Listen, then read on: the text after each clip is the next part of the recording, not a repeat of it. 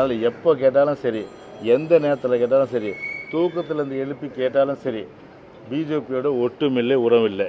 அந்த பெட்டி கழட்டி விட்டாச்சு. அதனால் இனிமேல் அந்த பெட்டியை என்ஜினோட சேர்க்குற அந்த ஒரு எண்ணமே கிடையாது. அது கழட்டி விட்டது தான். இல்லை, தமாகவை பொறுத்தவரையில் நான் தானே சொல்கிறேன், தொடர்ந்து தலைவர்களை பார்த்து கொண்டிருக்கிறேன். அதிமுகவினுடைய மரியாதைக்குரிய பொதுச் செயலாளர்களை இந்த மாதத்திலேயே நான் 2வது முறை பார்க்கிறேன். தேர்தல் சமயத்தில் இல்லை நான் சும்மா நலன் விசாரிச்சுட்டு வந்துட்டேன், தேர்தலை பற்றி பேசலைன்னு நான் எப்படி சொல்ல முடியும்? என்னுடைய சந்திப்பு நாட்டு நலன், எதிரியை வீழ்த்துவது, அப்போ புரிஞ்சுக்க வேண்டியதான். நீங்கள் அதுக்கெல்லாம் பலமாக இருக்கணும் இல்லையா? அது மாதிரி தானே எல்லாரும் நினைப்பாங்க, அது மாதிரி தான் நானும் நினைப்பேன். எங்களை பொறுத்தவரை தோழமையோடு இருந்தோம். இப்போ பார்த்தீங்கன்னா ஒரு எதிரின்ற கண்ணோட்டத்தோடு தான் நிச்சயமாக பார்ப்போம். அதனால் அதுக்கு உண்டான விமர்சனங்கள் கண்டிப்பாக வரும். ஓகேவா? ஏற்கனவே பண்ணிட்டு இருக்கோம், கண்டிப்பாக வரும். நாடாளுமன்ற தேர்தலில் நீங்கள் போட்டியிட வாய்ப்பு இருக்கா? மாநில அரசியலில் ஈடுபட போறீங்களா? எங்கள் கட்சி என்ன முடிவு செய்தாலும் அதை நான் ஏற்றுக்கொள்வேன். சார், பாமகவோட கூட்டணி தேசிய கட்சியோட தமிழக கட்சியோட விரைவில் அறிவிப்போம். விரைவில் அறிவிப்போம். உங்களை தலைமை கழகத்துக்கு நான் அழைப்பேன். இன்னும் ஒரு வார காலத்துக்கு அப்புறம் நிச்சயமாக அப்போ உங்களுடைய அத்தனை அரசியல் ரீதியான கேள்விகளுக்கு நிச்சயம் நான் பதில் அளிக்கிறேன். நீங்கள்லாம் நினைக்கலாம் என்ன கூட்டணி இல்லைன்னு. கூட்டணியை பற்றியே நாங்கள் கவலையே படுறதில்லை. அதிமுகக்காரன் என்றைக்கும் கவலைப்பட்டதில்லை. அடுத்தவனை நம்பல, தன் கை தான் தனக்கு பலம். அதனால் அதிமுக தான் அடுத்த ஆளும். நாங்கள் நீங்கள் கூட்டணி இல்லைன்னு இந்த ஊடகங்கள்லாம் வருத்தப்பட வேணாம். வந்தால் சேர்த்துக்கிறோம், வந்தாலும் நாங்கள் தான் தூக்கிட்டு போனோம், வந்தால் தான் எங்களை கூட்டிகிட்டு நாங்கள் தான் அழைச்சிட்டு போனோம். அதனால் எங்களுக்கு என்ன பலம்? எங்களுடைய சுய பலம் தான். நெவர், அந்த பேச்சே இல்லை. என்ன இஷ்யூ? தமிழ்நாட்டுக்கு எந்த கட்சி ஆதரவு கொடுக்குறோம், எந்த கட்சி பார்லிமெண்ட் தேர்தலுக்கு பிறகு தெரியும். அதிமுக நிலை என்னங்கிறது நீங்கள் அங்கே பாருங்க தம்பிங்களா. அது யாருக்கும் பயப்படுற கட்சி இல்லை. பயப்படுனா நாங்கள் கூட்டணியிலேருந்து விலகி இருக்க மாட்டோம். சிங்கம் போல வெளியே வந்திருக்கோம். என்ன தம்பி?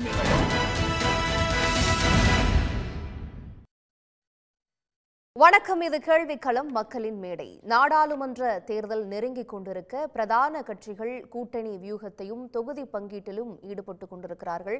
ஏற்கனவே என்டிஏ என்கின்ற பெயரில் தமிழ்நாட்டில் கூட்டணியில் இருந்த பிரதான கட்சிகளான பாஜக மற்றும் அதிமுக கூட்டணியை கட்டமைப்பதில் ஒரு பெரிய குழப்பம் ஏற்பட்டிருக்கிறது.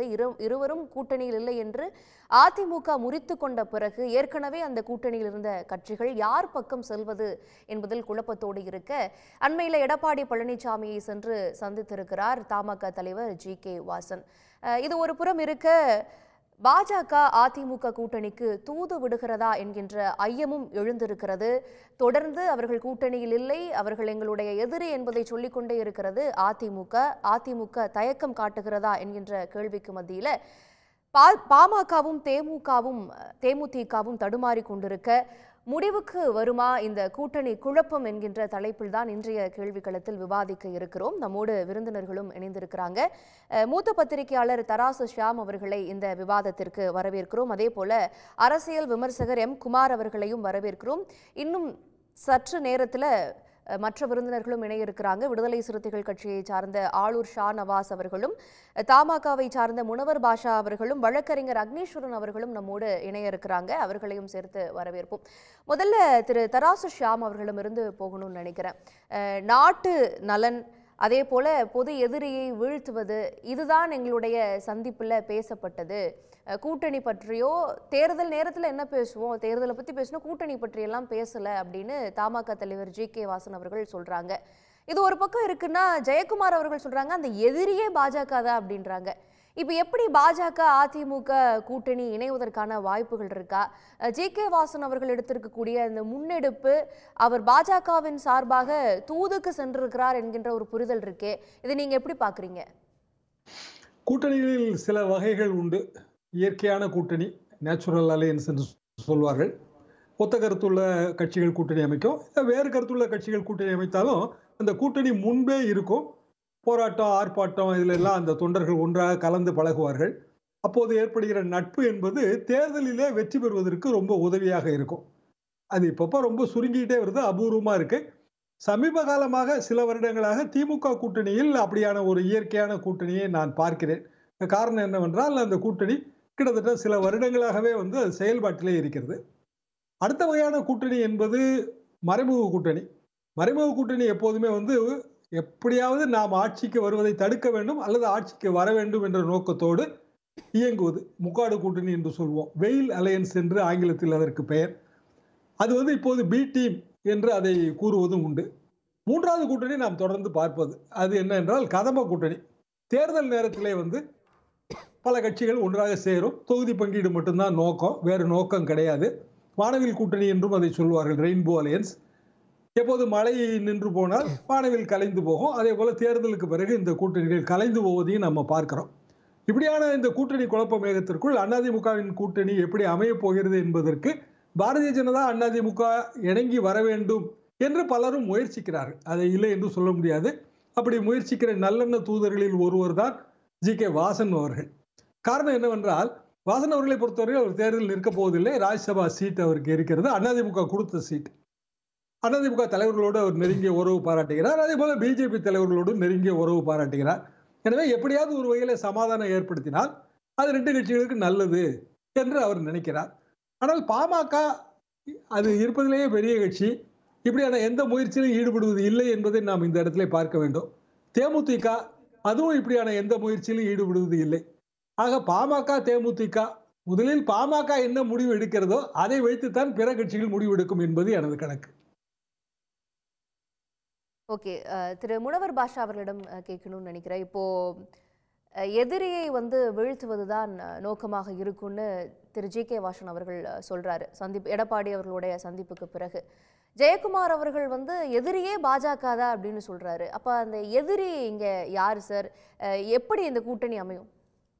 அதாவது தமிழ் மாநில காங்கிரஸை பொறுத்தவரையில் திராவிட முன்னேற்றக் கழகம் காங்கிரஸ் தலைமையில் அமைந்திருக்கின்ற கூட்டணியைத்தான் எங்களுடைய எதிரியாக நாங்கள் பாவித்து அரசியல் செய்து கொண்டிருக்கிறோம். தலைவர் வாசனை பொறுத்தவரையில் மக்கள் தலைவர் மூப்பனாருடைய மகன் என்ற முறையிலே அரசியல் கண்ணியத்தோடு அரசியல் நாகரிகத்தோடு எல்லோரோடும் நட்பு பாராட்டக்கூடிய ஒரு தலைவராக விளங்கி கொண்டிருக்கிறார். அந்த அடிப்படையிலே தான் பாரதிய ஜனதா கட்சியையும் அதிமுக கூட்டணியும் முறிந்து விட்டது என்று அறிவித்ததற்கு பின்னாலும் கூட 2 முறை எடப்பாடி பழனிசாமி அவர்களை சந்தித்து பேசியிருக்கிறார். அதை போலவே பாரதிய ஜனதா கட்சியினுடைய தலைவர் திரு அண்ணாமலை அவர்களோடு தொலைபேசியிலே தொடர்பு கொண்டு பேசி கொண்டிருக்கிறார். அது மட்டுமல்ல, பாராளுமன்றத்திலே பாரதிய ஜனதா கட்சியினுடைய அகில இந்திய தலைவர் ஜே.பி. நட்டாவோடும் பேசி கொண்டிருக்கிறார். அன்புமணி ராமதாஸ் அவர்களோடும் நட்பு பாராட்டி பேசி கொண்டிருக்கிறார். அதுபோல மறைந்த கேப்டன் விஜயகாந்துடைய துணைவியார் பிரேமலதா அவர்களோடும் தலைவர் வாசன் அவர்கள் தொடர்பிலே இருந்து பேசி கொண்டிருக்கிறார். ஆக அவரை பொறுத்தவரையிலே எல்லோரோடும் நட்பு பாராட்டுகின்ற சூழ்நிலையிலே தான் அவர் இருந்து கொண்டிருக்கிறார். தேர்தலை பொறுத்தவரை திராவிட முன்னேற்றக் கழக கூட்டணியை பற்றி ஷாம் அவர்கள் சொன்னதைப் போல நீண்ட நெடுங்காலமாக அந்த கூட்டணி பல தேர்தல்களை சந்தித்து தொடர்ந்து அடிக்கடி மாநாடுகளை நடத்தி அல்லது ஆலோசனை கூட்டங்களை நடத்தி ஆர்ப்பாட்டங்களை நடத்தி ஒன்றாக இருந்து செயல்படுகின்ற காரணத்தால் அந்த கூட்டணியை பற்றி எல்லோருக்கும் தெரிகிறது.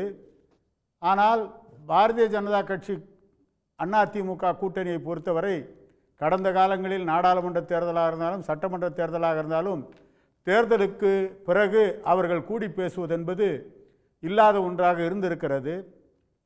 தமிழ் மாநில காங்கிரஸை பொறுத்தவரை இன்றைக்கு எங்களுடைய நோக்கம் என்பது பொது எதிரி திராவிட முன்னேற்றக் கழக காங்கிரஸ் தலைமையிலான கூட்டணியை எதிர்த்து ஒரு வலுவான போராட்டத்தை தேர்தல் களத்தை சந்திக்க வேண்டும் என்பதுதான் தலைவர் வாசனுடைய நோக்கமாக குறிக்கோளாக இருக்கிறது. அதிமுகவை பொறுத்தவரை அவர்களுக்கென்று அவருடைய கட்சி தலைமை நிர்வாகிகள் இருக்கிறார்கள். அதுபோலவே பாரதிய ஜனதா கட்சியை பொறுத்தவரை அகில இந்திய தலைமை தான் தீர்மானிக்கக்கூடிய இடத்திலே இருக்கிறது. எனவே இவைகளெல்லாம் வைத்து பார்க்கின்ற பொழுது தேர்தலுக்கு இன்னும் நாட்கள் இருக்கின்ற காரணத்தால் எது வேண்டுமானாலும் நடப்பதற்கான வாய்ப்பு இருக்கிறது. ஆனால் எங்களை பொறுத்தவரை பொது எதிரியாக இருக்கின்ற திராவிட முன்னேற்றக் கழக காங்கிரஸ் கூட்டணிக்கு எதிர்த்து வலுவான கூட்டணி அமைத்து பொது எதிரியை வீழ்த்த வேண்டும். அதைத்தான் தலைவர் வாசன் அவர்கள் குறிப்பிட்டு சொல்லியிருக்கிறார். இல்ல, அது உங்க தலைவர் வாசன் அவர்கள் மட்டும்தான் பொது எதிரின்னு சொல்றாங்க. திமுகவை திட்டுறதை விட அதிமுக தலைவர்கள், இரண்டாம் கட்ட தலைவர்கள் அதிகமா திட்டுறது பாத்தீங்கன்னா பாஜகவை தான். அவங்க எதிரினே சொல்றாங்க. இல்ல, அதிமுகவினுடைய பொதுச் செயலாளர் எடப்பாடி பழனிசாமி அவர்கள் இதுவரை ஏதாவது பேசி இருக்கிறாரா? அப்ப இரண்டாம் கட்ட தலைவர்கள் பேசுறதெல்லாம் நம்ம பொருட்கள் எடுத்துக்க இங்க கூட அங்க கண்ணப்பன் பேசல, நான் காங்கிரஸை பத்தி ராமகண்ணப்பன் இப்ப பேசினாருங்க. அது வந்து சரியான வாதமா? இல்ல, நான் கேட்கிறேன். அதாவது அரசியல்ல சில நாகரிகங்கள், சில பண்பாடுகள் இருக்கு. எடப்பாடி அவர்கள் கூடமே நிறைய விமர்சிச்சுட்டு தான் இருக்கிறாரு. இப்ப பாஜக சிஏ பத்தி விவகாரம் வந்தப்ப கூட பாஜக விமர்சிச்சு தானே பேசுறாங்க. பாஜக அவங்க தானே ஆதரிச்சதுல ஒருத்தங்க சிஏ இல்ல. அப்ப தெரியாம பண்ணிட்டோம். அது எப்படிங்க தெரியாம, என்ன குழந்தைங்களா தெரியாம பண்றதுக்கு? அதாவது வந்து ஒரு உண்மையை ஒத்துக்கணும். சிஏவை எதிர்த்து நடந்த போராட்டத்தின் பொழுது அதிமுக ஆட்சி தமிழகத்தில் இருந்தது. அனுமதி கொடுத்து பாதுகாப்பையும் வழங்கியவர்கள் அதிமுகவினர் என்பதிலே மாறுபட்ட கருத்து கிடையாது. ஆனால் அதே நேரத்தில் வந்து இதுவரைக்கும் அதிமுகவினுடைய பொதுச் செயலாளராக இருக்கின்ற எடப்பாடியார் அவர்கள் நேரடியாக பாரதிய ஜனதா கட்சி தலைமையோ அல்லது பிரதமர் மோடியையோ விமர்சிக்கவில்லை என்பதுதான் உண்மை. இல்லை, அவர்களோடு கூட்டணியில் இருந்து ஆட்சி காலத்தில், பாஜக ஆட்சி காலத்தில் இவங்க கூட்டணியில் இருந்தப்ப இப்போ சிஏவாகட்டும் இந்த மாதிரி விவகாரங்களை நான் அன்னைக்கு ஆதரவளிச்சுட்டு இன்னைக்கு தொடர்ந்து எதிர்ப்பது எல்லாமே வந்து சிறுபான்மையினர் வாக்குக்காக தான் ஒரு பக்கம் சொல்லப்படுகிறது. அதற்காக தான் வந்து இரண்டாம் கட்ட தலைவர்களும் பாஜகவை கடுமையாக விமர்சிக்கிறாங்க. இவரெல்லாம் திண்டுக்கல் ஸ்ரீனிவாசன்லாம் பாஜகவை அழித்துட்டு தான் மறுவேளை அப்படிங்கிறாரு. அவங்க வந்தாங்கன்னாலும் நாங்கள் தானே தூக்கி சுமக்கணும் அப்படின்றாரு செல்லூர் ராஜு. ஜெயக்குமார்லாம் வந்து அவங்க தான் எங்கள் எதிரினே சொல்கிறாங்க. இதெல்லாம் என்னென்னா, அப்போ சிறுபான்மையினர் வாக்கு அதிமுகவுக்கு வரணும் அப்படிங்கிறது அவங்க நோக்கமாக இருக்கும் பொழுது எப்படி பாஜக கூட மறுபடியும் அந்த கூட்டணி பொருந்தும்? அந்த முனைப்பு, அந்த நீங்கள் ஒரு பாலமாக இருக்கணும்னு தமாக நினைக்குதே, அது எடுபடுமா? அதாவது மேடம், இதுக்கு முன்னாடி வந்து இதே அதிமுகவும் பாஜகவும் கூட்டணியில் ஒன்றா இருந்தாங்க. இன்னும் சொல்லப்போனால் தேசிய ஜனநாயக கூட்டணியில் டெல்லியில் மோடி தலைமையில் நடந்த கூட்டத்தில் எடப்பாடியார் அவர் ரொம்ப மரியாதையோடு அவர் அமர்த்தப்பட்டார். அங்கே அவருக்கு பயங்கரமான மதிப்பு மரியாதையை கொடுக்கப்பட்டது. பக்கத்தில் உட்கார வச்சுருந்தாங்க. அதனால் வந்து நீங்கள் ஒன்றும் அரசியலில் எதுவும் எப்பொழுதும் நடக்கலாம். நீங்கள் இதே கேப்டன் விஜயகாந்த் வந்து திமுகவோட கூட்டணி பேசும்போது டாக்டர் கலைஞர் சொன்னார், பழம் நழுவி பாலில் விழுந்ததுன்னாரு. அப்புறம் பார்த்தா பால் வந்து தேசிய ஜனநாயக முற்போக்கு கூட்டணியோட போய் பாஜகவோட கூட்டணியில் போய் சேர்ந்தாங்க. அதனால் அரசியலில் எதுவும் எப்பொழுதும் நடக்கலாம். அதற்கான சாத்தியக்கூறுகள் இருக்குது. எங்களை பொறுத்த வரைக்கும் பொது எதிரி திமுக காங்கிரஸ் கூட்டணியை எதிர்ப்பதற்கு பலமான ஒரு அணி தேவை. தேவையில்லாமல் நாம் வந்து திமுக வெற்றிக்கான ஒரு வியூகத்தை நாமளே வகுத்து கொடுத்துடக்கூடாது. அதனால தான் நாங்கள் வந்து பலமான கூட்டணி உருவாகணும்னு தமிழ் மாநில காங்கிரஸ் நினைக்குது. அதிமுகவை பொறுத்தவரை காலமும் நேரமும் அதற்குரிய விடையை உருவாக்கி தரும் என்ற நம்பிக்கை எங்களுக்கு இருக்கிறது. சரி, உங்களுக்கு காலம் கணிஞ்சு எப்படி வரும் அப்படிங்கிறத பார்க்கலாம். திரு எம் குமார் அவர்களிடமும் பார்வையை பெறணும். திரு குமார், இப்போ தமாக தலைவர் ஜி.கே. வாசன் அவர்கள் வந்து எடப்பாடி பழனிசாமி அவர்களை முன்பே ஒரு முறை அவங்க கட்சிக்கே தெரியாமல் போய் சந்தித்தேன் அப்படின்றாரு. கூட்டணி பற்றியெல்லாம் பேசலை, பொதுவான ஒரு அரசியல் பேசணும் அப்படின்ற சொல்கிறக்கூடிய விஷயங்கள் திரும்ப வந்து பாஜகவோடு இணைப்பதற்கான முயற்சின்னு அரசியல் வட்டாரத்தில் பேசப்படக்கூடிய சூழலில் அதிமுக நீங்கள் கடந்த இந்த காலங்களில் பார்த்துருக்கீங்க, பாஜகவை கடுமையாக விமர்சிச்சுட்டு இருக்கிறாங்க செல்லும் இடமெல்லாம். இந்த கூட்டணி திரும்ப அமையறதுக்கான வாய்ப்பு இருக்குன்னு நீங்கள் நினைக்கிறீங்களா? திரு ஜி.கே. வாசன் அவர்களுடைய அந்த ஸ்டேட்மெண்ட்டை நீங்கள் எப்படி பார்க்குறீங்க?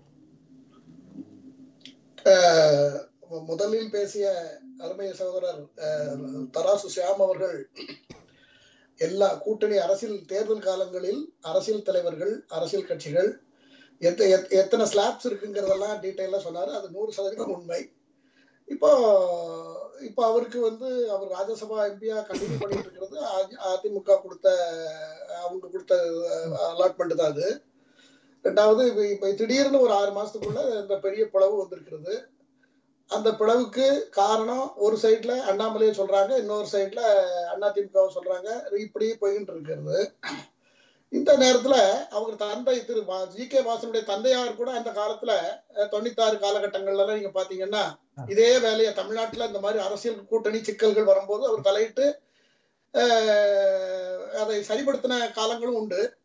அந்த அடிப்படையில திரு ஜி.கே. வாசன் அவர்கள் அவருடைய சொந்த முயற்சியா தான் இருக்கும்னு நான் நினைக்கிறேன். ஏன்னா பாரதிய ஜனதா கட்சியை பொறுத்தவரையில யாரும் நீங்க பேசுங்க எல்லாம் யாரும் சொன்ன மாதிரி தகவல் இல்லை. பட் அவரு ஒரு ஒரு வெற்றி இலக்கை அடைய வேண்டும் என்று சொன்னால் அந்த வியூகங்கள் சரியாக இருக்க வேண்டும்.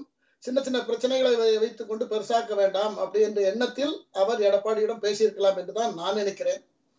அப்படி ஒரு வேளை அது வெற்றி அடைந்தால் அது நல்லதுதான், எல்லா தரப்புக்கும் நல்லது என்றுதான் பாஜக எடுத்துக்கொள்வார்கள் அல்லது அவர்கள் ஒத்துக்கொள்ள வேண்டும். அதிமுக இல்லாத ஒரு தேர்தலை சந்திக்கணும், அதிமுக எடப்பாடி பழனிசாமி கூட்டணி இல்லாத தேர்தலை சந்திக்கணும் என்று அவர்கள் முடிவெடுத்து பல மாதங்களாகிவிட்டது. அதுலதான் அவங்க பயணித்துக் கொண்டிருக்கிறார்கள். நான் எனக்கு தெரிய ஒரு ஆண்டுகளாக நான் தனியாக தான் பாஜக செயல்பட வேண்டும் என்று சொல்லிக் கொண்டுதான் இருக்கிறேன். இருப்பினும் கூட்டணியில் இருக்கிறவங்க அது ஒன்னா இருக்குது தேர்தலை ஃபேஸ் பண்ணணும்னு நினைக்கும் பொழுது திரு ஜி.கே. வாசன் அதை முன்னெடுத்திருக்கிறார் என்று நினைக்கிறேன். அது எந்த அளவுக்கு பலன் கை கொடுக்கும், அவங்க எப்படி, ஏன்னா என்னை பொறுத்தவரையில எடப்பாடி பழனிசாமி ஒரு பிடிவாதம் பிடித்தார் என்றால் அவர் பின்வாங்கினதாக இதுவரைக்கும் எந்த விஷயத்திலும் இல்லை. நீங்க அது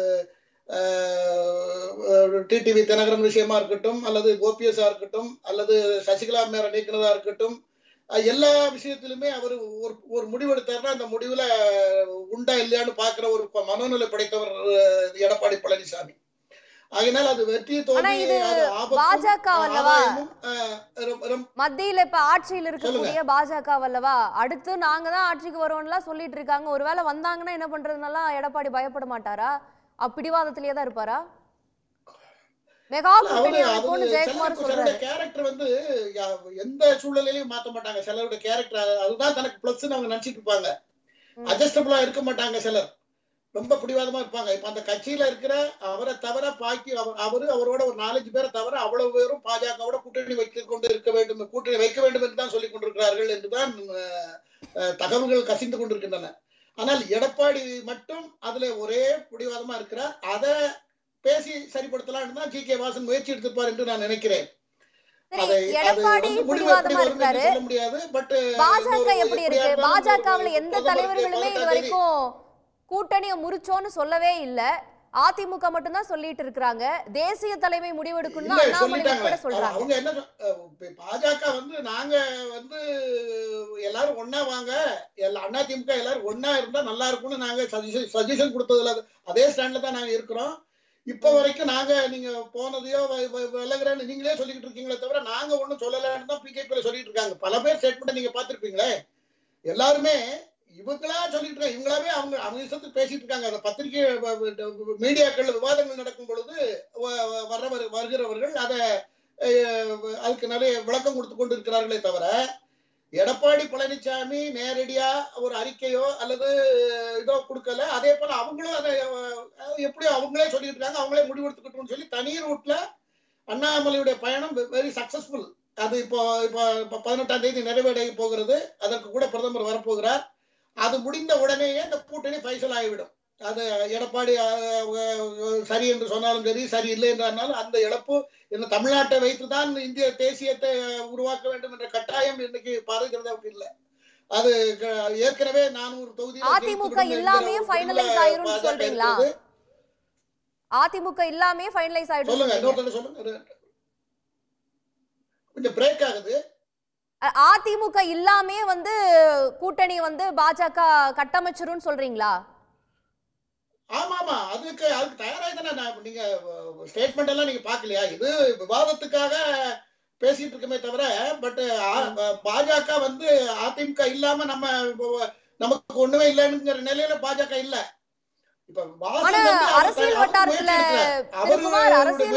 சொல்லப்படக்கூடிய விஷயங்கள் பாஜகவுக்கு அப்படி ஒரு ஓட்டு வங்கி எல்லாம் தமிழ்நாட்டுல இல்ல. அதனால இந்த கூட்டணியில இருந்த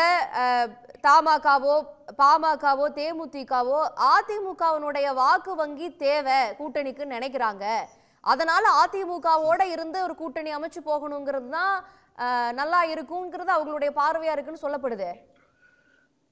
அது நம்ம தப்புன்னு சொல்ல முடியாது. ஏன்னா அது அவங்களுடைய வியூகம். அவங்க தமிழ்நாட்டில் இருக்கிற கட்சிகள், தமிழ்நாட்டில் இருக்கிற அரசியல் கடந்த கால வரலாறுகள், அதனால அதுல அதிமுகவுக்கு இருக்கிற ஓட் பேங்க் இதெல்லாம் மனதில் வைத்து தேர்தலை நம்ம சந்திக்கும் பொழுது, நம்ம கூட்டணியா இருக்கும் பொழுது நாம இதெல்லாம் ஒரு நல்ல முயற்சியா இதை வந்து சரியா எடுத்துட்டு போய் ஜெயிக்கணுங்கிற நோக்கம் எல்லாருக்கும் இருக்கலாம், எல்லா கட்சிகளுக்கும் இருக்கலாம்.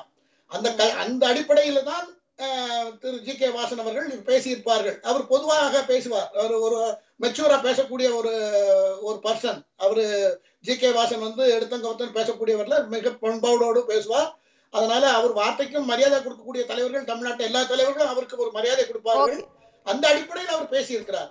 அந்த பேச்சு எந்த அளவுக்கு அது எடப்பாடி எடுத்துக்கொள்கிறார், அவர் கூட்டணிக்கு அவரோட இருக்க மற்ற தலைவர்கள் எப்படி எடுத்துக்கொள்கிறார்கள் என்பதை பொறுத்துதான் இதுல அடுத்த முடிவு இருக்கும் என்று நான் நினைக்கிறேன்.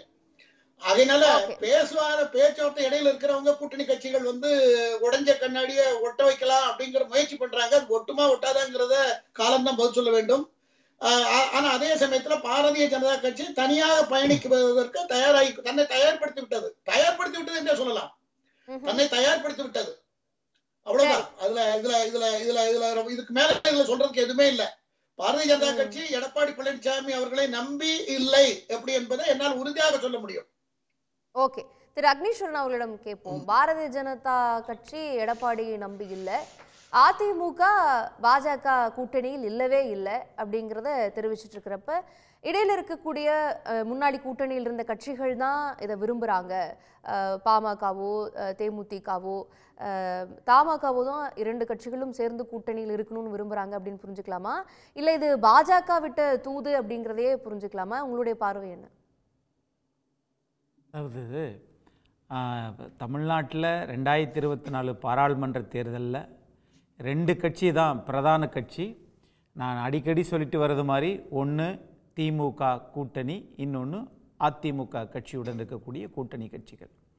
இப்போ இதில் முன்னாள் மத்திய அமைச்சர், தமிழ் மாநில காங்கிரசினுடைய தலைவர் திரு ஜி.கே. வாசன் தமிழ்நாட்டினுடைய எதிர்க்கட்சி தலைவர் திரு எடப்பாடி பழனிசாமியை பார்த்து சந்திச்சிருக்கிறார். இப்போ இதே கருத்து புதிய தமிழகம் கட்சியினுடைய தலைவர் திரு கிருஷ்ணசாமி அவர்களுக்கும் உண்டு. நீங்கள் என்னதான் டெல்லிக்கு ராஜாவாக இருந்தாலும், தேசிய கட்சியாக இருந்தாலும், தமிழ்நாட்டில் ஒரு பலம் பொருந்திய கட்சி, 31 வருஷம் தமிழ்நாட்டை ஆண்ட ஒரு இயக்கம், இன்றைக்கு மக்களிடம் ஒரு பிடிமானம் உள்ள மக்களுக்கான ஒரு இயக்கம் அப்படின்னு சொல்லி நம்பிக்கையோடு இருக்கக்கூடிய ஒரு கட்சி அதிமுகவை தான் நான் பார்க்குறேன். மக்களும் அப்படித்தான் நம்புகிறாங்க. ஆனால் போகிற போக்கில் நம்மளுடைய குமார் சார் அவர் வந்து ரொம்ப நாளாகவே வெளிநாட்டிலிருந்தே பேசிட்டு இருக்காரு, இன்றைக்கி கனடாவிலிருந்து பேசிட்டு இருக்கிறாரு. ஆனால் தமிழ்நாட்டில் நடக்கக்கூடிய விஷயங்கள், சில விஷயங்கள் அவருக்கு வந்து நேரடியாக பார்க்காதனாலேயா தெரியலை. அவர் சொல்கிறாரு உடஞ்ச கண்ணாடி அப்படிங்கிறாரு. அது கண்ணாடி உடஞ்சி வச்சுன்னா என்ன 10 ரூபா இருக்கும், இல்லாட்டி 100 ரூபா இருக்கும், 50 ரூபா இருக்கும், வாங்கிக்கலாம். ஆனால் இங்கு கருத்து யுத்தம் நடக்கிறது. பேரறிஞர் பெருந்தகை அண்ணாவை பற்றி குறை சொல்லுகிறார்கள். ஒரு ஒரு ஒரு பிரச்சனை அப்படின்னு சொன்னால் ஒரு கூட்டணிக்குள்ளே வந்து சில விமர்சனங்கள் வரத்தான் செய்யும். ஆனால் அடிப்படையில் வந்து எல்லா தலைவர்களையும், எந்த கட்சியோடு கூட்டணி வைக்கிறோமோ அந்த கட்சியினுடைய நிறுவனர்களிலிருந்து எல்லா தலைவர்களையும் விமர்சனம் என்பது எந்த ஒரு கட்சியும் ஏற்றுக்கிற மாட்டாங்க. அது ஏற்றுக்கிற முடியாது. ஒன்று. இன்னொன்று, போகிற போக்கில் இன்னொரு இதையும் சொல்கிறாரு நம்ம குமார் சார். என்ன சொல்கிறாருன்னா, ஒரு திரு எடப்பாடி பழனிசாமி அவர்கள் அவரை அருகாமையில் இருக்கக்கூடிய ஒரு 4-5 தலைவர்கள் தான் அதை வேண்டான்னு சொல்கிறாங்க, மீதி எல்லாரும் வேணுன்றாங்கன்னு. அது முற்றிலும் பொய். அது வந்து அவருக்கு தெரியலை. மாநாடு நடந்துச்சு மதுரையில், எழுச்சிமிகு மாநாடு. அதில் என்ன, பாரதிய ஜனதா கூட்டணி விட்டு விலகிறோன்னு எவ்வளவு கரகோஷம், எவ்வளவு தொண்டர்கள் ஆர்ப்பரிப்பு. ஆகவே மக்களினுடைய நாடி துடிப்பை அறிந்த ஒரு பொதுச் செயலாளராக இன்றைக்கு அதிமுக வர. இல்ல, அவங்க என்னன்றாங்க, மற்ற தலைவர்கள் தான் பேசிக்கிறாங்க, எடப்பாடி பழனிசாமி என்னைக்காவது பாஜகவையோ பிரதமர் மோடியோ விமர்சிச்சிருக்காரா? அதுல இருந்தே உங்களுக்கு தெரிய வேணா இந்த கூட்டணி திரும்ப அமையும்னு அப்படின்னு கேக்குறாங்க. இது எந்த ஜாதகம் சொல்றது? இது யார் சொல்றது? திரு குமாரே கேட்டாரு. நான் இப்படி கேட்கிறேன். அந்த சன் டிவி உலகம் பூரா இருக்கிற சன் டிவியில பாக்குற பல கோடி ஜனங்கள் இருக்காங்கல்ல. திரு எடப்பாடி பழனிசாமி மோடியை பத்தி பேசுறாரான்னு கேக்குறீங்களா? நான் உங்க வாயில மக்கள்கிட்டையும் கேட்கிறேன், திரு குமார் சார்ட்டையும் கேட்கிறேன். திரு நரேந்திர மோடி அவர்கள் அதிமுக கூட்டணி பத்தி பிரிஞ்சதை பத்தி பேசியிருக்காரா? அப்ப ஏன் பேசல? அப்ப ஏதோ இருக்கு, இல்ல திருப்பி ஒட்டிக்கிறதுக்கு வாய்ப்பு இருக்கு. அப்படி கிடையாது. சந்தேகம்ன்றாங்க. அதிமுக எழுத்துப்பூர்வமான தீர்மானம் போட்டாச்சு. மாவட்ட கழக செயலாளர்களை தீர்மானம் போட்டு எழுத்துப்பூர்வமா மாத்தினா என்னங்க அது ஒரு கட்சி? இல்ல சார், இப்ப மோடி என்ன நினைச்சிருந்திருக்கணும் பேசாம இருக்கிறதுக்கு? நாங்க ஒரு தேசிய கட்சி, நாங்கெல்லாம் அதிமுகவை பத்தி பேசுற அளவுக்கு அதிமுக பெரிய கட்சி இல்லைன்னு நினைச்சிருந்து பேசாம இருந்திருக்கணும். இல்லைன்னா இல்ல எதுக்கு வம்பு, இன்னும் அவங்களுடைய வாக்கு வங்கி நமக்கு தேவை, எலெக்ஷன் வரட்டும், கூட்டணி எப்படியாவது பேசி சமாளிச்சு கூட்டணி அமைச்சிருவோங்கிற ஒரு நம்பிக்கையில பேசாம இருந்திருக்கணும். இந்த 2 விஷயமா தானே இருக்க முடியும். ஒரு விஷயம், நான் வந்து உண்மையிலே வீடு வாங்கணும்னா நான் சொந்தமா கஷ்டப்பட்டு வாங்கணும் அல்லது லோனை போட்டு வாங்கணும். வாடகைக்கு போய் இருந்துகிட்டு அந்த வீட்டையே அந்த மாதிரி ஒரு கூட்டணி வந்து அப்படித்தான், ஒரு கூட்டணி அப்படித்தான். ஒரு அதிமுக அதிக வாக்கு வங்கிகள் 2014 45%. எடப்பாடி அவர்கள் தீர்மானமா மோடி அவர்களையோ பாஜகவையோ விமர்சிச்சிருக்கணும்ல, விமர்சிக்கவே இல்லையே. இங்க அண்ணாமலை வேணா விமர்சிக்கிறாங்க, அது 2ஆம் கட்ட தலைவர்கள் விட்டு தான் அவர் பேச வைக்கிறாரு. திண்டுக்கல் ஸ்ரீனிவாசனோ செல்லூர் ராஜுவோ ஜெயக்குமாரோ தானே சொல்றாங்க, எடப்பாடி சொல்லவே இல்லையேன்றாங்களே. யாரை விமர்சிக்கிறதுனால நான் வாக்கு வங்கி கூடிற போதா குறைஞ்சிட போதா, விலகிட்டம் சொன்னாச்சுல, அதுவே விமர்சனம் தானே. இல்ல அது தீர்மானமா சொல்லவே இல்ல, இன்னொரு நம்பிக்கை இருக்குதுன்றாங்க. அதத்தான் தீர்மானமா போட்டு தானே பாரதிய ஜனதா கட்சியிலிருந்து விலகிறோம்ப்பா அப்படின்றாங்க. வெல்கம் பேக் மோடி, அது வந்து கோபேக் மோடி எல்லாம் சொல்லாத கட்சி தானே அதிமுக. ஆகையினால ஒரே நிலைப்பாடு, நாம் கூட்டணியில் இருந்தோம், தொடர்ந்து தோல்வியை சந்திச்சோம், போதும்பா சாமி வெளியேறிக்கிட்டோம், இவ்வளவுதானே. அப்ப தேர்தலில் நீங்கள் பாரதிய ஜனதா விமர்சனத்தை வைத்தால் மாண்புமிகு எதிர்க்கட்சி தலைவர் விமர்சனம் வைப்பார். ஏற்கனவே விமர்சனத்தை சொல்லி இருக்கிறார்ல. ஏங்க நீங்க எல்லாரும் நாங்களும் இங்க கோயில் கட்டிருக்கோங்க, கோயில் கட்டுவதனாலேயே அது வந்து ஒரு மாற்றத்தை உண்டாக்கி விடுமா? அது மக்களுடைய மனநிலை பொறுத்தது. எல்லா கட்சிகளும் எல்லா மதங்களும் உண்டு இந்த நாட்டுல, அப்படிதான் சொல்லிட்டு தானே இருக்கிறாரு. ஆனா திரு ஜெயக்குமார் அவர்கள் சொல்றதை பாருங்க, கடைசி 3 நாட்கள்ல கூட என்ன வேணாலும் மாற்றம் நடக்கலாம், இறுதியாக பாருங்க மெகா கூட்டணி அமைப்போம் அப்படின்றாங்க. யாரை வச்சு மெகா கூட்டணி அமைக்க முடியும்? என்ன நம்பிக்கை அது? பாஜக இல்லாம அமைச்சிட முடியுமா? அதாவது எப்படி பாரதிய ஜனதா பாஜக இல்லாம எப்படி அமைப்பீங்க? இவங்க எல்லாம் வந்துருவாங்களா பாஜக இல்லாம ஒரு கூட்டணிக்கு? அதிமுக கூட 2014 தனியா தானே நின்றுச்சு, 2016 தனியா தானே நின்றுச்சு. நாடாளுமன்ற தேர்தல் 10 வருஷம் மோடி தமிழ்நாட்டு மக்கள் தானே வாக்களிக்க போறாங்க, தமிழ்நாட்டு கட்சிகள் தானே நிக்க போகுது. அப்போ என்னதான் இருந்தாலும் பெரிய கட்சி காங்கிரஸ் கட்சி திமுக கடந்து நிக்குது, ஏன் தனியா நிக்க சொல்லுங்களேன். அதே மாதிரி பாஜகவின் தனியா நிக்க சொல்லுங்களேன். அப்படியெல்லாம் இங்க யாரு மக்கள் உடனே தூக்கி அப்பா நீங்க தாப்பா தலைவர், நீங்க தாப்பா முதலமைச்சர் அப்படின்னு. இப்ப நேத்து கூட ஒரு நம்முடைய இவர் வந்து விஜய் வந்து கட்சி ஆரம்பிச்சிருக்காரு, உடனே முதலமைச்சர் கனவு உட்கார வச்சிருவாங்களா? அப்படி கிடையாது. என்ன செஞ்சிருக்கிறாங்க, என்ன சொன்னாங்க, அதுக்கும் சொன்னதுக்கும் செயலுக்கும் முரண்பாடு இருக்கா இல்லையா? ஒரு மக்கள்கிட்ட பழகக்கூடிய ஒரு முரண்பாடு இருக்கா? அதனாலதான் பிரிஞ்சுச்சா? எது பாஜகவுக்கும் அதிமுகவுக்கும் முரண்பாடு இருக்குதா? பாஜக மக்களுக்கு செய்யவில்லை என்பதில் அதிமுக முரண்பட்டு தான் பிரிஞ்சுதா? அது ஏற்கனவே வந்து எதிர்க்கட்சி தலைவர் தான் சொல்லி இருக்கிறார்ல மேடம். அதாவது தமிழ்நாட்டினுடைய நலன் கருதி பொதுவா சொல்லிட்டீங்க, தமிழ்நாட்டின் நலன், சிறுபான்மையினர் நலன், இப்படிதான் சொல்லி இருக்கீங்க. என்ன பிரச்சனைன்னு சொல்லவே இல்லை. பாஜகவை பத்தி விமர்சிக்கிறதே இல்ல, தலைவர் விமர்சிக்கிறது இல்ல, 2ஆம் கட்ட தலைவர்கள் விமர்சிக்கிறாங்க. உங்க பெருந்தன்மையான தலைவர்னு எடுத்துக்கங்க. அப்படியா? ஆமா, மக்கள் பாத்துக்கிட்டு இருக்காங்கல்ல, உங்க ஓட்டு போடும்போது தெரியும்ல எதுக்கு பிரிஞ்சாங்கன்னு சஸ்பென்ஸாவே இருக்குது. இதுல ஜெயக்குமார் வேற ஒரு குடும்ப பிரச்சனையா இல்ல சொத்து பிரச்சனையா? இல்ல கதையோட முடிவுக்கு, இந்த தேர்தல் கதையோட முடிவுக்கு இன்னொரு சஸ்பென்ஸையும் ஓபன் பண்ண போறாரு ஜெயக்குமார் அவர்கள். சொல்லியிருக்காரு இறுதியா பாருங்க 3 நாள் எப்படி வேணாலும் மாறலாம், பெரிய மெகா கூட்டணியா அமைப்போம் அப்படின்னு சொல்லியிருக்கிறாரு. அப்ப ஒருவேளை சேர்ந்துருவாங்களோ? இப்ப நடுவுல வேற கூட்டணி இருந்த தலைவர்கள்லாம் தூது போறாங்க, அப்ப ஏதோ இருக்கு அப்படின்றாங்க. அப்படி கிடையாது, ஒருவேளை சேர்ந்துருவாங்கன்றது அனுமானம், அதுக்கு வந்து மருந்தே கிடையாது. எது எப்படி சேருவாங்க, எந்த கட்சி சேருவாங்கன்னு தான் நம்ம இது பார்க்கணும். அதனால இந்த அனுமானத்துக்கு இங்கே வேலையே கிடையாது. அரசியல் கட்சியில் எல்லாமே வந்து ஒரே கட்சியில் தான் இருக்கணும் அப்படின்னு நினைக்கிறாங்க. இன்னொன்று, இஸ்லாமிய வாக்குகள், கிறிஸ்தவ வாக்குகள், சிறுபான்மை வாக்குகள் ஒரு கட்சிக்கு தான் போடணும்னு எந்த சிறுபான்மை பாஜக இருக்கிற கூட்டணி போட மாட்டாங்கிறது ஒரு பொதுவான நம்பிக்கை தமிழக அரசியல் களத்துல. இல்ல அப்படி கிடையாது. அதுக்கு அதை முறியடிப்பதற்கு அவர்கள் என்ன செய்கிறார்கள் அப்படின்றதையும் பார்க்கணும். ஒன்று. ரெண்டாவது, இப்போ அண்மையில் கூட திரு ராமசீனிவாசன் அவர்கள் கூட சொல்லியிருந்தாங்க, நீங்கள் அப்படி பிரிஞ்சதுனாலேயே 13% இருக்கக்கூடிய இஸ்லாமியர்கள் உங்களுக்கு மொத்தமாக ஓட்டு போட்டுற மாட்டாங்க, 1% கூட விழுகாது அப்படின்னாங்க. நான் கேட்குறேன், இந்த பயம்லாம் இந்த பூச்சாண்டி காட்டுற வேலை உங்களுக்கு எதுக்கு? நீங்கள் தனியாக நெல்லுங்க. நீங்க சேர்றது தான் உங்களுக்கு சேஃப்னு இருக்காரு அவரு. எது? அதிமுக போய் சேர்றதா சேஃப்னு சொல்லியிருக்காரு. அதிமுக சேர்றதுனால ஏதோ இருக்கு, சேரலன்னா என்னமோ இருக்கு. அப்படி ஒண்ணு இல்ல, என்ன இருக்க போகுது? இப்படியும் மிரட்டிக்கிட்டே எல்லா மாநிலத்திலயும் வேலை செய்யலாம், தமிழ்நாட்டுல அந்த வேலைக்கு இல்ல அப்படி அதிமுக எடப்பாடி பயப்படவே மாட்டாங்க. அதுக்கு அரசியல் நாகரிகமே கிடையாது. அது என்ன மிரட்டுறது? சார், நாகரிகம் வேற. மல்யுத்த சண்டையா அது? நாகரிகம் வேற. அது அரசியல் நாகரிகம் அது எந்த அளவுகோல் அதெல்லாம் நம்ம தீர்மானிக்க முடியாது. எந்த எல்லைக்கு வேணாலும் போகும் வரும். அப்படி மிரட்டலுக்கெல்லாம் பயப்படாதா? அப்ப அடாவடித்தனம் வச்சுக்கிறோமா? கூட்டணி என்ற பெயரில் இங்குதான் வரணும், உங்களுக்கு இவ்வளவுதான் கிடைக்கும், அப்படியே எடுத்துக்கிற முடியும்? அதெல்லாம் கிடையாது.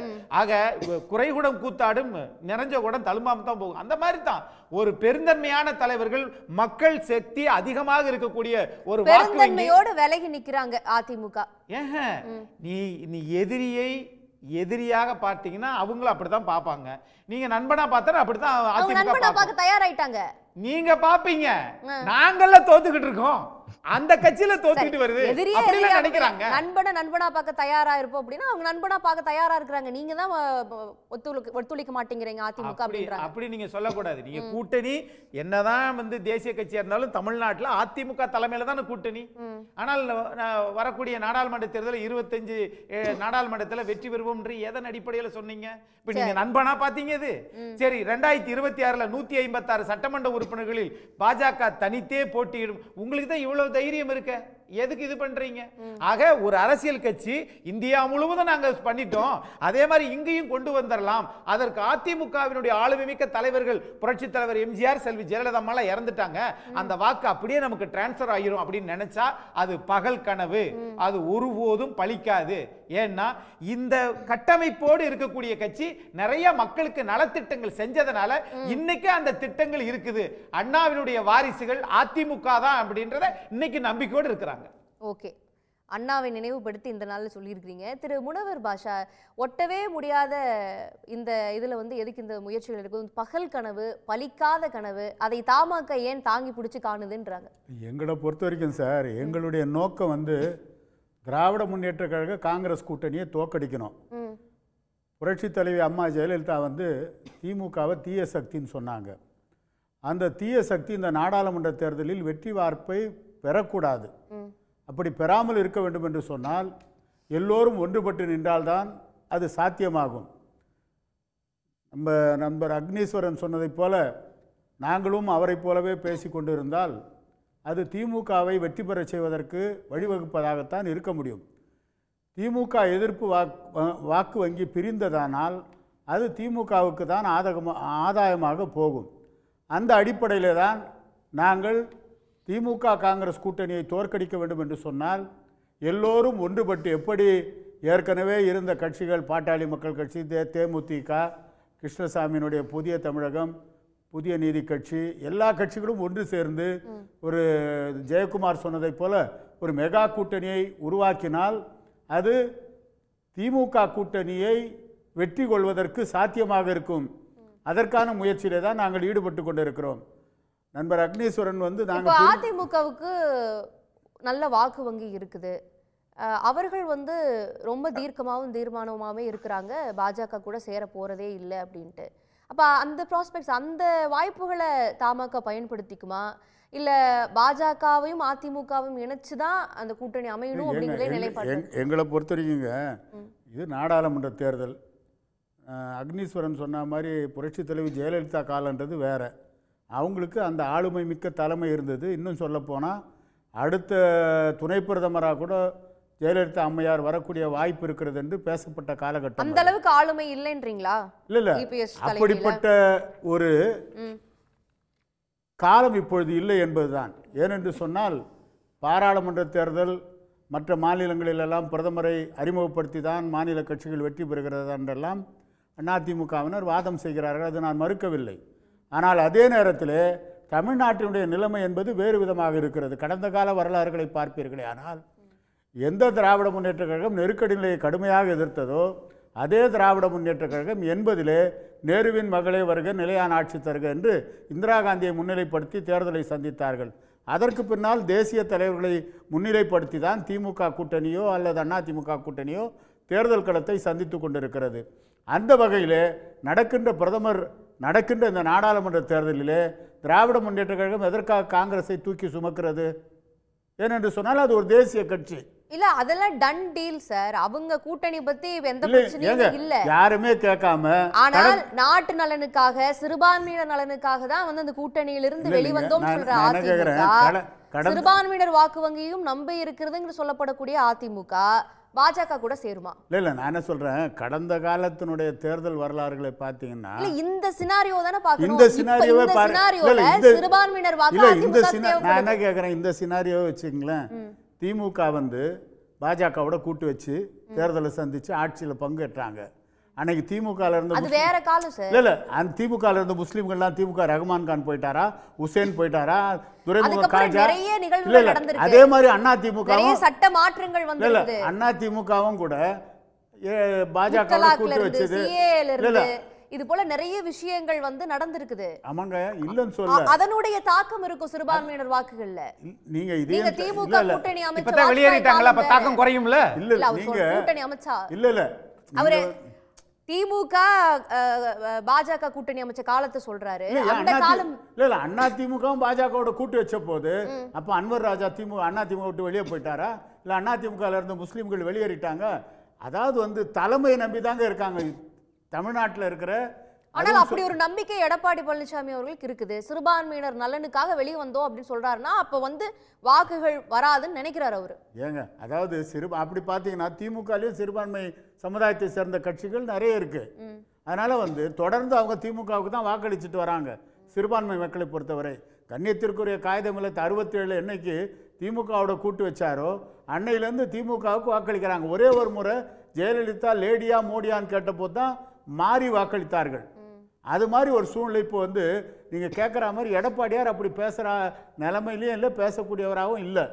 அவர் மோடியை சவால் விட்டுலாம் பேசக்கூடிய அளவுக்கு இல்லை. அதனால வந்து அதே நேரத்தில் பாரதிய ஜனதா ரெண்டு பேரும் சேரலன்னா என்ன சார் பண்ணுவீங்க? எப்படி தேர்தலை சந்திப்பீங்க? அதிமுகவும் பாஜக ரெண்டு பேரும் சேரலன்னா அப்போ முடிவு எடுப்போங்க. இப்போ என்ன அவசரம்ன்ற தேர்தல் நாளைக்கா வருது. நாங்க வந்து எல்லா முயற்சிகளையும் செய்யறோம். எங்க தலைவரை பொறுத்தவரையில் அரசியல்ல ஒரு நாகரிகம் தெரிந்த தலைவர், மூப்பனார் பெற்றெடுத்த மகன். அதனால எல்லார்கிட்டையும் நட்போட பாராட்டக்கூடிய அளவுக்கு பேசுறாரு, அவங்களோட தொடர்புல இருக்காரு. கூட்டணி முடிவெடுக்க வேண்டியது அதிமுக இப்போ வந்து எடுக்குதுன்னா அக்னீஸ்வரன் கருத்து அக்னீஸ்வரனுடைய கருத்து. பொதுச் செயலாளர் வந்து எப்போனாலும் எந்த கருத்தையும் முடிவெடுக்கலாம். அவருக்கு தான் அந்த கட்சியில் அதிகாரம் தர முடியும். அதே மாதிரி தான் எல்லா அரசியல் கட்சிகளும் அவங்க தலைவருக்கு தான் அந்த அதிகாரம் இருக்கு. தேர்தல் வரும்போது அதற்கான முயற்சிகள் கண்டிப்பாக கனியும் என்ற எதிர்பார்ப்பு தமிழ் மாநில காங்கிரசுக்கு இருக்கிறது. அதைத்தான் எங்கள் தலைவர் வாசன் அவர்கள் எல்லோரோடும் நட்பு பாராட்டுகிறார். அதிமுகவாக இருந்தாலும் சரி, புதிய நீதி கட்சியாக இருந்தாலும் சரி, பாட்டாளி மக்கள் கட்சி, தேமுதிக, இந்த கூட்டணியில் இருந்த அத்தனை கட்சிகளோடும் நல்ல நட்போடு தொடர்பில் இருக்கிறார். அந்த அடிப்படையில் தான் எடப்பாடியாரையும் சந்தித்திருக்கிறார். ஓகே, திரு ஆலூர் ஷானவாஸ் அவர்களும் விவாதத்தில் இணைஞ்சிருக்கிறாரு, அவரையும் வரவேற்போம். திரு ஆலூர் ஷானவாஸ், இப்போ திரு ஜே.கே. வாசன் அவர்கள் எடப்பாடி பழனிசாமி அவர்களை சந்திச்ச பிறகு சொல்லியிருக்கக்கூடிய இந்த ஸ்டேட்மெண்ட், நாட்டு நலன் பொது எதிரியை வீழ்த்துவதற்காக நாங்கள் பேசணும் அப்படின்னு சொல்றாங்க. எங்களுக்கு எதிரியே பாஜக தான் அப்படின்னு ஜெயக்குமார் போன்றவர்கள்லாம் சொல்லிட்டு இருக்கிற சூழல்ல இது கூட்டணி அமைப்பதற்கான ஒரு தூதா? பாஜக வந்து அதிமுகவை இணைத்துக் கொள்வதற்கு தூது விடுகிறதா? இதை நீங்க எப்படி பாக்குறீங்க? அதாவது அதிமுகவுக்கும் பாஜகவுக்கும் இடையில் எந்த பெரிய முரண்பாடும் முதலில் கிடையாது. மோடியை மீண்டும் பிரதமராக்க வேண்டும் என்பதுதான் அதிமுக சொல்லிக் கொண்டிருந்த முழக்கம். நல்ல ஆட்சியை, நிலையான ஆட்சியை, நாட்டு நலனுக்கு உகந்த ஆட்சியை மோடி தந்து கொண்டிருக்கிறார். எனவே அவரை மீண்டும் பிரதமர் ஆக்குவோம் என்பதுதான் அதிமுக போட்ட தீர்மானமே. இடையில் அண்ணாமலை பூந்து ஆட்டையை கலைச்சிட்டாரு. அவர் வந்து அண்ணாவை பற்றி விமர்சித்தது, அம்மாவை பற்றி விமர்சித்தது, அதிமுகவை குறைத்து மதிப்பிட்டது. அதிமுக வந்து எங்க கூட்டணியில வந்து அது ஒரு கட்சி, அது ஒரு தலைமை ஏற்கக்கூடிய அளவுக்கு வலிமையான கட்சி இல்லை என்கிற அளவுக்கு அவர் பேசியது. நாங்க 25 தொகுதியில நிற்போம் பிஜேபின்னு அவர் சொன்னது. இப்படி வந்து அந்த கூட்டணிக்கான அந்த தலைமைக்கான கண்ணியத்தை அதிமுகவுக்கு கொடுக்காமல் இவர் ஏதோ அந்த அதிமுகவுக்கு சேர்த்து தலைவர் மாதிரி பேசினதுனால ஏற்பட்ட விளைவு. அதனால் அதிமுகவை சார்ந்தவர்கள் அண்ணாமலையினுடைய தலைமையில் இந்த கூட்டணியை கொண்டு போக முடியாது என்று வெளிப்படையாகவே அவங்களே சொன்னாங்க. பாஜக தலைமைக்கு அதிமுகவுடைய ஜெயக்குமார் உள்ளிட்ட பலரும் சொன்னாங்க, இப்படி இவரை வச்சுக்கிட்டு நீங்க தேர்தலை சந்திக்கணும்னு நினைக்காதீங்க, இவரை வச்சுக்கிட்டு நீங்க இந்த கூட்டணியை கொண்டு போக முடியாது என்று வெளிப்படையாகவே சொன்னாங்க. அப்போ அண்ணாமலை தான் பிரச்சனை. அங்க அண்ணாமலையை வைத்துக்கொண்டு எங்களால உங்க கூட்டணியை தொடர முடியாது, அண்ணாமலை இப்படியே பேசிக்கிட்டு இருந்தாருன்னா இந்த கூட்டணி நீடிக்காது. இது அதிமுகவினர் வெளிப்படையாக சொன்ன ஸ்டேட்மெண்ட்ஸ். அப்ப அங்க கொள்கையோ மோடியை எதிர்த்தோ பிஜேபியை எதிர்த்தோ என்கிற ஒரு நிலைப்பாடே இல்ல. அண்ணாமலையை எதிர்த்து, அதுவும் அண்ணாமலை இவர்களை எதிர்த்ததனால் வந்த ஒரு பிரச்சனை இது. அதற்கு பிறகு கூட்டணி இல்லை என்று முடிவாகி விட்ட பிறகு வெளியே வந்துட்டாங்க. வந்த பிறகு அவர்கள் அதை தொடர்றதுக்கு தான் பாக்குறாங்க. அது நல்லா தெரியுது. ஏன்னா பாஜகவை சேர்த்து கொண்டு களத்திற்கு போவதால் நன்மையா தீமையா அப்படின்னு அதிமுக கணக்கு போடுது. ஏற்கனவே மிகப்பெரிய அளவுக்கு பாஜகவால் அவர்கள் ஒரு பின்னடைவை சந்தித்திருக்கிறார்கள். ஒரு வலிமையான கட்சி அதிமுக தமிழ்நாடு முழுவதும் மிகப்பெரிய அளவுக்கு வீச்சோடு மக்களிடம் போய் சேர்ந்திருக்கிற ஒரு மக்கள் இயக்கம். அப்படிப்பட்ட ஒரு மக்கள் இயக்கம் எம்ஜிஆர் காலத்துல இருந்து ஜெயலலிதா அம்மையார் காலத்துல இருந்து அவங்க துடிப்போடு களத்துல நிற்கக்கூடிய ஒரு கட்சி. பிஜேபியினுடைய கூட்டணியினால பல பிரச்சனைகளை பேச முடியாம, பல பிரச்சனைகளை அடையாளப்படுத்த முடியாம சிக்கி கொண்டதனுடைய விளைவாக களத்திற்கும் போக முடியாத, பிஜேபியோடு போக முடியாத ஒரு நிலையை ஈரோடு தேர்தல்ல வெளிப்படையாவே சொன்னாங்க. எங்களால மிகப்பெரிய அளவுக்கு இவர்களை சேர்த்து கொண்டு போனதனால் வாக்குகளை இழந்து விட்டோம், 45,000 வாக்குகளை இழந்துட்டோம் அப்படின்னு செங்கோட்டையன் வெளிப்படையா சொன்னார். இப்படி ஒரு நிலைமையில தான் அவங்க இந்த 2024 தேர்தல் என்பது அதுல யார் வந்தா நமக்கு என்ன, அது நமக்கு பிரச்சனை இல்லை, 26 தேர்தல் தான் முக்கியம், அந்த தேர்தல்ல நம்ம பிஜேபியோட போய் களத்தை சந்திக்க முடியாது, அப்ப 24 களத்தை சந்திச்சுட்டு திடீர்னு 26ல முறிக்க முடியாது, அப்ப இப்பத்துல இருந்தே அந்த வெப்பத்தை நாம கிளப்பிடுவோம் அப்படின்னு சொல்லிதான் அண்ணாமலை எதிர்ப்பை வாய்ப்பாக பயன்படுத்தி கொண்டு பிஜேபி உறவை முறித்து விட்டார்கள். இது நடந்துருச்சு. இதுல இப்ப பிஜேபி என்ன சொல்லுச்சு, நாங்க வளர்ந்துட்டோம், அண்ணாமலையுடைய தலைமைக்கு பிறகு நடந்திருக்கிறது தலைகீழ் மாற்றம், இன்னைக்கு சாரசாரையா சேர்ந்துட்டாங்க, பழைய பிஜேபி கிடையாது, நாங்க தமிழ்நாட்டுல இன்னைக்கு என்ன நடக்க போகுதுன்னு பாருங்க, 20 விழுக்காட்டுக்கு மேல நாங்க வாங்க போறோம், எங்க கூட்டணியை வலுப்படுத்த போறோம், நாங்க தான் தலைமை ஏற்க போறோம், 25 தொகுதியில நிக்க போறோம், இவ்வளவு பேசுனீங்கல்ல, இவ்வளவு பேசினவங்க இப்ப ஏன் அதிமுக வாசலுக்கு போறீங்க? உங்க உறவு வேணான்னு சொல்லக்கூடிய ஒரு கட்சியை போய் ஏன் மிரட்டுறீங்க? விளைவை சந்திப்பீர்கள் அப்படின்னு ஏன் சவால் நீங்க அவங்களுக்கு கெடு விதிக்கிறீங்க? அப்போ பாஜக இன்னைக்கு அண்ணாமலையுடைய முடிவால் மாட்டிக்கொண்டிருக்கிறது. களத்துக்கு போய் எவ்வளவு வாக்கு வந்திருக்குங்கிறது அவங்களுக்கு ப்ரூவ் ஆகல, அது இனி போனாதான் தெரியும். ஏற்கனவே ஈரோட்ல அவங்களுக்கு ஒரு வாய்ப்பு கிடைச்சது, அண்ணாமலை வந்த பிறகு சந்திக்கிற ஒரு முதல் தேர்தல் வாய்ப்பு, அதுவும் கொங்கு மண்டலத்துல. ஏற்கனவே அவங்களுக்கு ஒரு எம்எல்ஏ இருக்காங்க ஈரோடு. அப்ப அவங்க வலிமையான இடம் என்று சொல்லப்பட்ட இடத்தில் பரீட்சித்து பார்ப்பதற்கு அண்ணாமலை லீடர்ஷிப்பின் கீழே ஒரு தேர்தலை சந்திப்பதற்கு ஒரு வாய்ப்பு கிடைத்தது. அப்பவே பிஜேபி தலைவர்கள் என்ன சொன்னாங்க, நம்ம கையை மூடி வச்சிருக்கிறோம், திறந்து காட்டி அமலப்பற்றக்கூடாது, அதனால அதிமுக வேட்பாளர் ஆதரிச்சுட்டு அப்படியே போயிருவோம் என்று சொல்லித்தான் ஒரு இடைத்தேர்தல ஒரு தொகுதியில மொத்த பலத்தையும் அவங்க காட்டியிருக்க முடியும், மொத்த கவனத்தையும் குவிச்சு சந்திச்சிருக்க முடியும். அண்ணாமலை லீடர்ஷிப்புக்கு என்ன விடை தமிழ்நாட்டில் கிடைக்குதுங்கிறத பரீட்சித்து பார்த்திருக்க முடியும். அங்கேயே அவங்க பின்வாங்கினவர்கள் எப்படிங்க 40 தொகுதியில போய் அவங்க பரீட்சித்து பார்க்க முடியும்? அப்ப இன்னைக்கு களம் நெருங்க நெருங்க அவங்களுக்கு அச்சம் மேலிடுது. ஐயோ, ஏற்கனவே தமிழிசை தலைமையில் எல்முருகன் தலைமையில் வாங்கின வாக்குகளை விட கீழே போயிருச்சுன்னா நம்ம இவ்வளவு நாள் ஊதி பெரிதாக்கின பிம்பம் அடி வாங்கிடுவேன். அதனால கடந்த 2014 தேர்தலில் ஒரு 18 விழுக்காடு வாக்கு தேமுதிக பாமக எல்லாம் சேர்த்துட்டு வாங்கினோம் இல்லையா, அன்னைக்கு 2 சீட்டு ஜெயிச்சோம் இல்லையா, அது போல ஒரு நிலையை விட கூடுதலான நிலையை இந்த தேர்தல் அடைஞ்சாதான் அண்ணாமலை தலைமையில பிஜேபி தமிழ்நாட்டுல எமர்ஜ் ஆயிருக்குன்னு அர்த்தமாகும். அப்ப அண்ணாமலையே ஒரு சமரசத்துக்கு தயாராகிறாரா அப்படிங்கறத புரிஞ்சுக்கலாமா?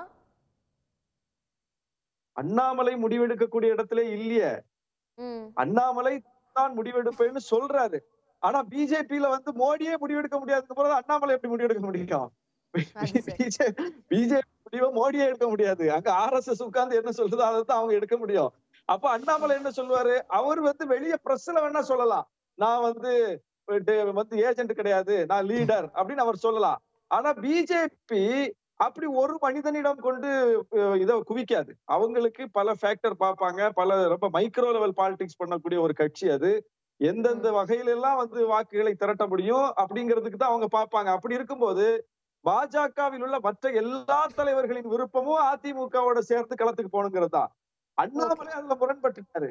அவர் களம் புரியாம, அரசியல் புரியாம, அவர் ஒரு முதல் அரசியல்வாதிங்கிறதுனால அவர் அனுபவம் இல்லாம ஒரு முடிவை எடுத்துட்டாரு. எடுத்து அதற்கு ஏற்பட்ட விளைவின் காரணமாக அதிமுக கோச்சிட்டு போயிட்டாங்க. இப்ப பிஜேபி ரியலைஸ் பண்றாங்க. இப்படி ஏன்னா கூட்டணிக்கு இப்ப தேமுதிக பழைய நிலைமையில இல்ல, பாமகவும் பழைய நிலைமையில இல்ல.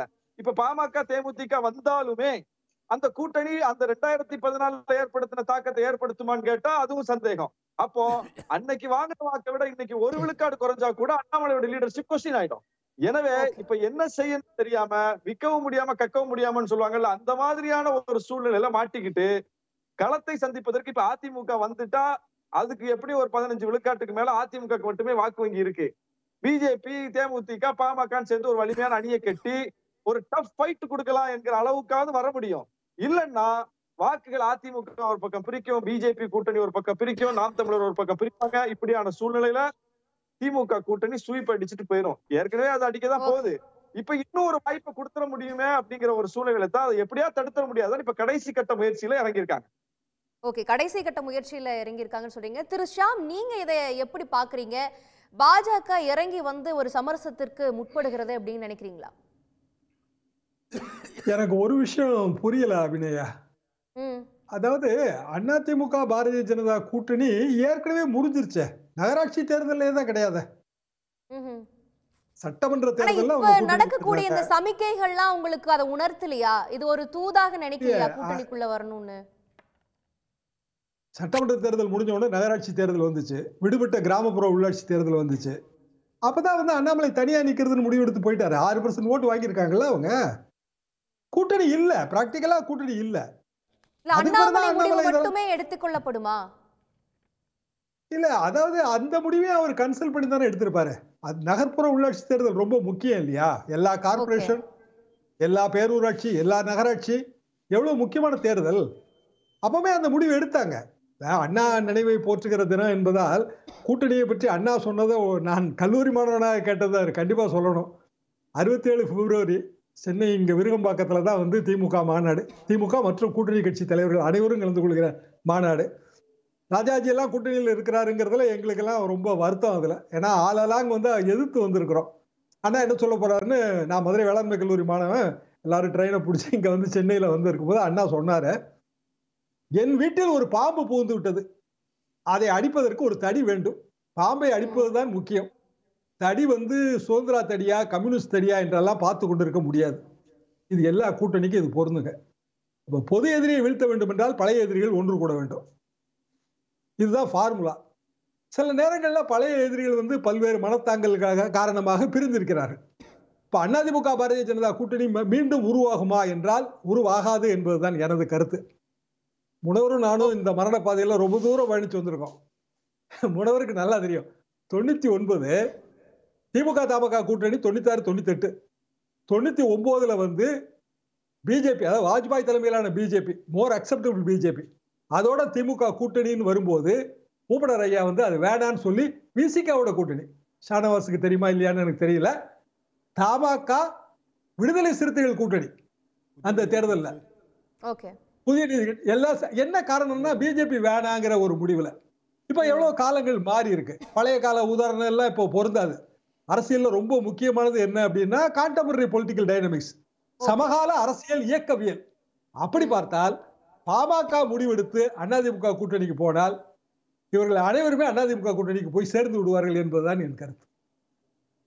ஓகே, திரு குமார், உங்களுடைய பார்வை என்ன? சுருக்கமா பதிவு செய்யணும். திரு ஷாம் அவர்கள் சொன்னதுதான் என்னோட கருத்து. இது பாரதிய ஜனதா கட்சியும் அதிமுகவும் கூட்டணி ஏற்படும் என்பதுல எனக்கு 2% கூட நம்பிக்கை இல்லை. ரொம்ப தூரம் கடந்து விட்டது. பொதுவாக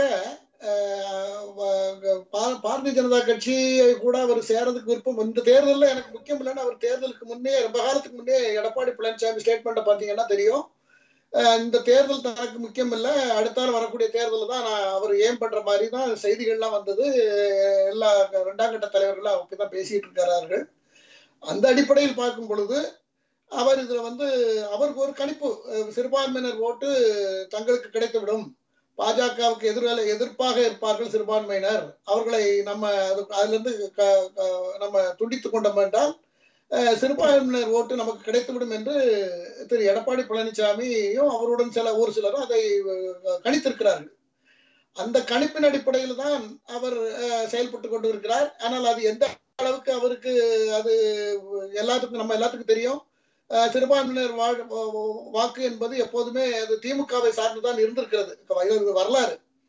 அது திடீரென்று அதிமுக எம்ஜிஆர் காலத்துல அதிமுகவுக்கு கூட முழுசா போகவில்லை, கொஞ்சம் வாக்குகள் தான் எம்ஜிஆர் காலத்தில் ஜெயலலிதா காலத்தில் போயிருந்தது. அப்படி இருக்கும் பொழுது இவர் 2வது பிஜேபியோட கூட்டணி வைத்திருக்கும் பொழுது அது அந்த நிலை மாறிவிட்டது. இப்பொழுது திரும்ப கூட்டணியை முறித்துக் கொண்டு திரும்ப அதெல்லாம் அது நமக்கு வந்துடும் இவர் எதிர்பார்க்கிறார். ஆனால் ஒரு பொதுவான கருத்து என்னன்னு சொன்னால் அதிமுக எம்ஜிஆர் ஆரம்பித்த கட்சி, அது கின்னஸ் ரெக்கார்ட்ல இடம் பிடிக்க வேண்டிய ஒரு கட்சி. எல்லா ஜாதி மத பேதமிட்ட எல்லாரும் அதுல உறுப்பினர்களாக இருந்தார்கள். அந்த கட்சி எதிர்காலத்துல அந்த கட்சி இந்த மாதிரி ஒரு சரியான முடிவு இல்லை என்றால் அந்த கட்சிக்கு ஒரு பெரிய அதிமுக பாஜகவோட சேர்றாங்களோ இல்லையோ, ஆனா அந்த கட்சிக்குள்ள ஒரு கூட்டணி ஒரு ஒற்றுமை இல்லை என்றால் அந்த கட்சியினுடைய எதிர்காலம் கேள்விக்குறி என்பதுதான் என்னுடைய கருத்து. இந்த அதிமுகவினுடைய கட்சி எதிர்காலத்திற்காகவும் அவர்களுடைய அந்த அடுத்த கட்டமைப்புக்காகவும் இந்த கூட்டணி முறிந்ததாகத்தான் இருக்கும் அப்படிங்கிற பார்வை வைக்கிறீங்க திரு அக்னீஸ்வரன். அதாவது ஒரு கட்சிக்கு எதிர்காலம் இருக்கா இல்லையான்றதை அந்த கட்சி தான் தீர்மானிக்கணும். இன்னொரு கட்சி கூட்டணி வைக்க முடியுமா இல்லையான்றத கவலை தான் இருக்க ஒழிய எதிர்காலம் என்பது வேறு. நம்முடைய சார் காங்கிரஸ் பேர் இயக்கத்தில் ஒரு மிகப்பெரிய ஒரு முன்னவர் பாட்ஷா சார் இருக்கிறாங்க. அவங்களுடைய முயற்சி எல்லாரும் நல்லா இருக்கணும், எல்லா கட்சியும் ஒன்று சேரணும், கரெக்டு. ஆனால் அந்தந்த கட்சிக்குன்னு ஒரு தனி இது இருக்குல்ல, அப்போ அந்த மீறாமல் அதுக்குள்ள பயணப்படணும் அப்படின்றதா அந்த கட்சியினுடைய தொண்டர்களுடைய விருப்பம். அப்படிதான் நான் பார்க்கிறேன். எல்லாருடைய விருப்பத்திற்காகவும் ஒரு அரசியல் கட்சி நடத்த முடியாது, தனி மனிதருடைய விருப்பத்துக்காகவும் ஒரு அரசியல் கட்சி நடத்த முடியாது. அந்த கட்சிக்குன்னு ஒரு கொள்கை, ஒரு சித்தாந்தம், ஒரு கோட்பாடு. நாம் இதுவரைக்கும் யாரை எதிர்த்திருக்கிறோம், எந்த திட்டத்தால் நாம் ஆட்சிக்கு வந்தோம், அந்த திட்டம் இன்னு வரைக்கும் நாம் கை கொடுத்து இருக்கிறதா அப்படின்றதா ஒரு ஆய்வு பண்ணித்தான் நடத்துவாங்க. அப்படிதான் நான் பார்க்கிறேன். இன்னொரு கட்சியை கூட்டணிக்கு வாங்கன்னு சொல்றதும் தவறு. கூட்டணி வரலன்னா உங்களுக்கு இழப்பு ஏற்படும் அப்படின்ற கணிப்பு இது ஒன்றும் ஜோதிடம் கிடையாது. இது மக்கள் நல அரசியல். எந்த கட்சியா இருந்தாலும் அது அதிமுகவுக்கு பொருந்தும், பாரதிய ஜனதாவுக்கும் பொருந்தும். திரு ஷானவாஸ், உங்களுடைய இறுதி கருத்து. தமிழ்நாடு அரசியலில் களம் தெளிவாகிவிட்டது. இதற்கு மேல் இந்த கூட்டணிகள் எதிர் முகாமில் அமைவதற்கு வாய்ப்பில்லை என்றுதான் கருதுகிறேன். ஏனென்றால் எடப்பாடி அவர்களுக்கு இப்ப பிஜேபியோட சேர்றதுல மிகப்பெரிய சிக்கல் என்னன்னா, பிஜேபி மட்டும் அவங்களோட கூட்டணி வைக்க வரல, அவங்க ஓபிஎஸ்ஐயும் டிடிவியையும் சேர்த்து கூட்டு வர்றாங்க. அதில் எடப்பாடிக்கு உடன்பாடு. அவர் நடத்துற சண்டையே அவர் அவர் தலைமையை நிறுவுவதற்கான சண்டை தான். அவர் இவ்வளவு நாள் கஷ்டப்பட்டு இவ்வளவு நாளும் போராட்டம் நடத்திட்டு வர்றதே அவருடைய லீடர்ஷிப்புக்காகத்தான். அதுல நீங்க ஓபிஎஸ் சேர்த்துக்கீங்கன்னா அவர் இவ்வளவு நாள் நடத்தின சண்டைக்கு அர்த்தம் இல்லாம போயிடும்.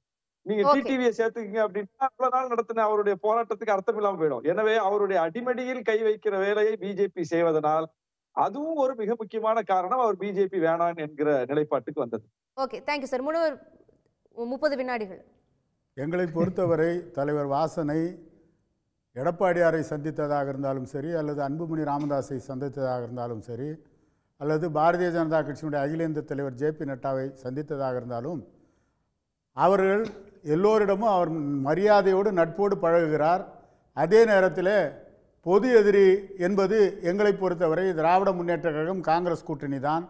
எனவே அந்த பொது எதிரியை வீழ்த்த வேண்டும் என்பதுதான் எங்களுடைய நோக்கமாக இருக்கிறது. புரட்சித் தலைவர் எம்ஜிஆரும் புரட்சித் தலைவர் ஜெயலலிதா அவர்களும் எந்த திமுகவை தீய சக்தி என்று சொன்னார்களோ அந்த திமுகவை தோற்கடிக்க வேண்டும் என்று சொன்னால் ஒரு பலமான கூட்டணி உருவாக வேண்டும் என்பதுதான் எங்களுடைய கருத்து. அந்த முயற்சியிலே தான் தமிழ் மாநில காங்கிரஸ் ஈடுபட்டு கொண்டிருக்கிறது. ஓகே, பொறுத்திருந்து பார்ப்போம். இந்த முயற்சி வெற்றிகரமா மாறுமா, இல்லை களம் தேர்தலை நெருங்க என்னென்ன மாதிரி மாற்றங்கள் நிகழப்போகிறது அப்படிங்கிறத. இந்த நேரத்தில் பங்கு கொண்ட விருந்தினர்களுக்கு நன்றி, பார்த்த நேயர்களுக்கும் நன்றி. கேள்விகளும் நிறைவுக்கு வருகிறது. மீண்டும் சந்திப்போம். உடனுக்குடன் செய்திகளை தெரிந்து கொள்ள சன் நியூஸ் பெல் ஐகானை கிளிக் பண்ணுங்க.